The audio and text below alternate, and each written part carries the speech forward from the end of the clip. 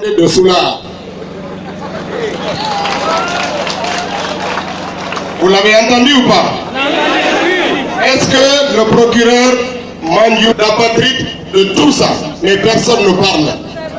Si ça c'était dit par Ousmane Gawal ou par un militant de l'IFDG, on aurait dit qu'il est impoli, on aurait dit qu'il n'aime pas le président, on aurait fait tout ce qu'il faut pour le discréditer.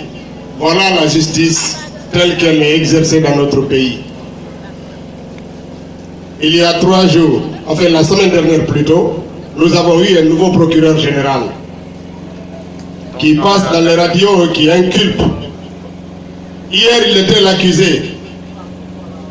On l'a accusé parce qu'il est directement ou indirectement responsable de l'assassinat de Mamadou Koula ici. Je parle de Baouri. Au lieu qu'il ne soit inquiété par la justice, aujourd'hui, il est partie civile, c'est lui qui accuse. C'est lui qui passe dans les radios et qui cite les noms des personnes que la justice arrête. Nous ne voulons plus de cette justice. Nous n'allons plus jamais nous soumettre à cette justice-là.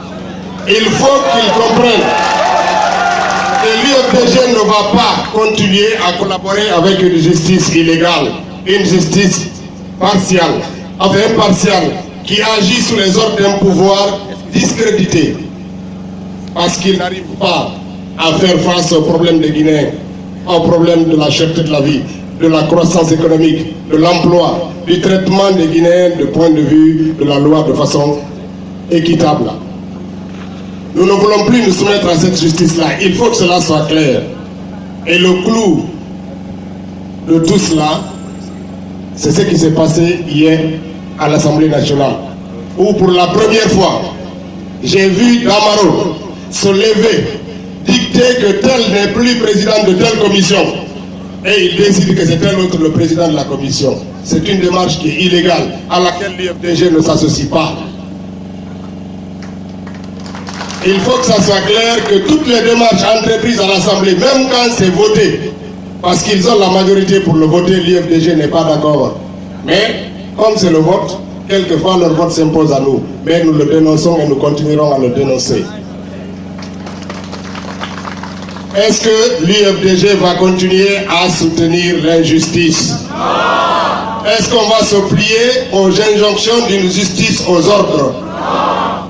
Alors, quand on sait que notre chef d'État n'a pas grand-chose à faire, qu'est de prendre un avion à 500 000 $, juste pour faire une photo avec Poutine et de revenir à Conakry près de lui. On est fatigué. Alpha Condé, il faut arrêter de sortir l'argent pour des voyages inutiles. Le peuple a faim. Le carburant est cher, le riz est cher, 250 000 francs le sac de riz, 400 000 francs le sac de sucre. Nous sommes fatigués.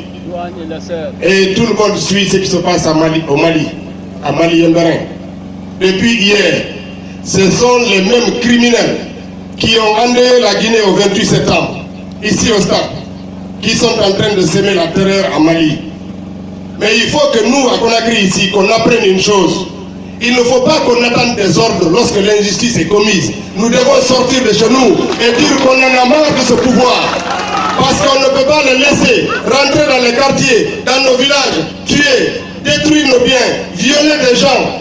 Et puis on attend l'ordre de quelqu'un. L'ordre là ne viendra pas.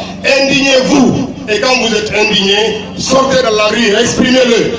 C'est comme ça qu'on acquiert notre indépendance. C'est comme ça qu'on peut faire imposer la loi dans ce pays. Parce que sinon, c'est un jour, c'est Mamadou, le lendemain, c'est Ibrahima, aujourd'hui, c'est à Mali, demain, ça sera à Gawal, après-demain, ça sera ailleurs. La sauvagerie qu'ils sont en train de développer à Sibiri et Kouroussa, ils sont en train de le transposer dans d'autres régions de la Guinée. On ne va pas l'accepter. Donc, n'attendez pas des ordres.